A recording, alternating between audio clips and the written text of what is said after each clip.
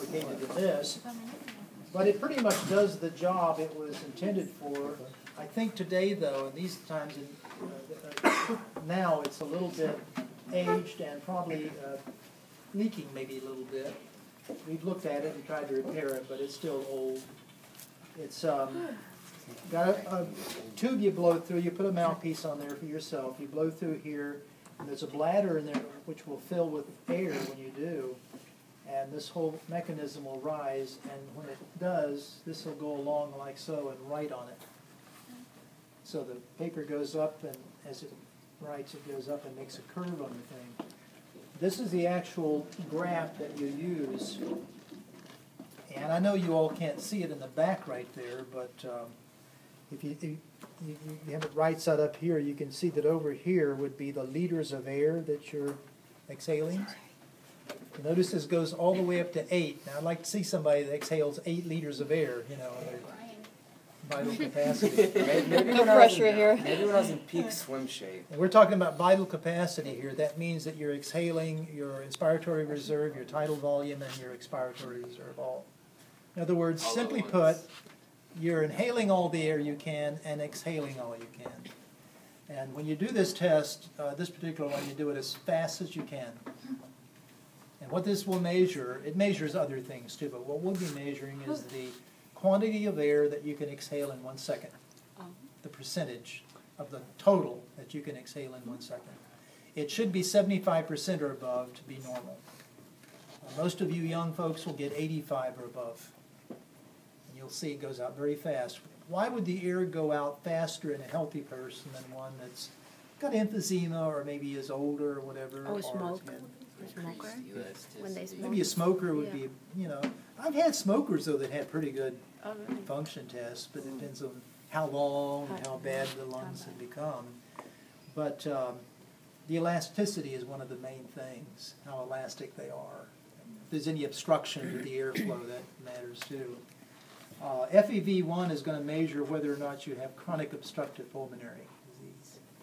You go out further and see how the curve goes further out, like 3, 4, 5, 6 seconds of blowing air, then somebody knows what they're doing, of course, can perhaps see that maybe there's restriction of airflow deeper in the lungs, like an asthmatic would have, for example. You can see it there. Now, the way we put this thing in is upside down. See the arrows on it? You put it in upside down, and these slits right here, they're little slits. I have to pull the stylus back. That's the writing stylus. And I slip it down in, make sure the stylus is right in the, and it's writing too. It's right in the proper position. Make sure it's on. That helps. And I'm going to breathe into it. I'm not going to get a very good curve, but I'll at least get a curve for you to see what it's like.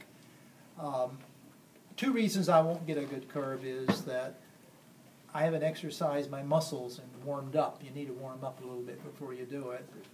Number 2 is, Good job. number 2 is I'm an older person, which works against me, and I've had pneumonia, and I've had pretty regular bouts of bronchitis too.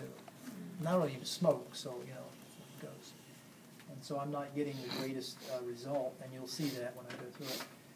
Another thing about this too is breathing. To breathe correctly, you need to use not only your ribs, but as much of your diaphragm as you can. Now, a lot of people, I'll tell you right now, if you came over to do this, what you would do is this. You would go, blow it out like that. That's minimal amount of air. The reason that would have happened to you because you have used mostly, you've used your diaphragm, of course you have. It has to work when you're inhaling. But you've used a lot more rib breathing. Abdominal breathing involves relaxing the abdominal muscles and letting the diaphragm move down maximally when you inhale. If you don't do that, you're not going to get as much air in your lungs.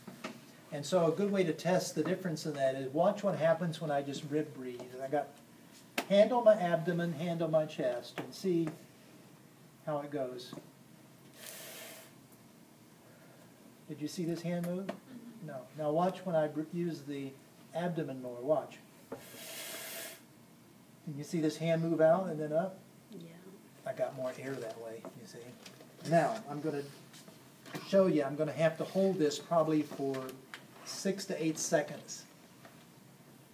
Or at least till it levels off. Mine hasn't been leveling off too well, which probably means there's some resistance to flow deeper in my lungs, but I'll blow about 6 to 8 seconds.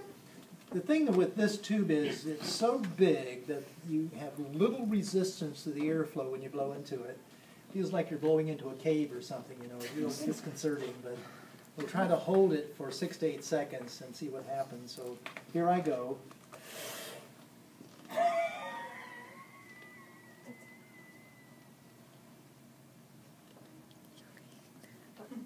I know. You're really red. Kaplunk. Take this off. No, not this off. You take this off and get rid of it later. See what I mean by a bad curve? I didn't get very much max here because I didn't work myself up to it. I could have gotten more, probably like a few more fractions of a liter. But see here, I'm still going up after 9.5 seconds of holding this thing. That means I'm breathing out, but air is still restricted in my lungs and coming through slowly, coming out. So there's something going on down there. No, I don't know what it is. But anyway, that's not normal. That is not normal. It should come up and level out and go maximum. So I'm still going up to my max. But anyway, in 1 second, if you read this chart, I exhaled 2.3 liters of air.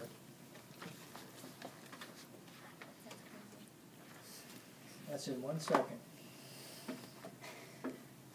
What is the max here? 3.3 liters. Now I want to know what the FEV1 is, which stands for forced expiratory volume in 1 second. It just means the percentage of my air I exhaled in 1 second, okay? How do I figure it out? Well, very simply. I divide the 1 second volume by the total times 100. So if you took 2.3 and divided it by 3.3 times 100, that'll be my FEV1, the percentage I exhaled, and it's going to be under 70%, 60-some percent, maybe 2/3. Because that's 2/3 right there. That's 69%. 69 is it? Okay. Well, 69.6%. Yeah. I should have exhaled 75% or more to be healthy. As I said, young people like you will get 85 or better, I'll bet you. Depending. We had a guy here one time, you know, everybody else was getting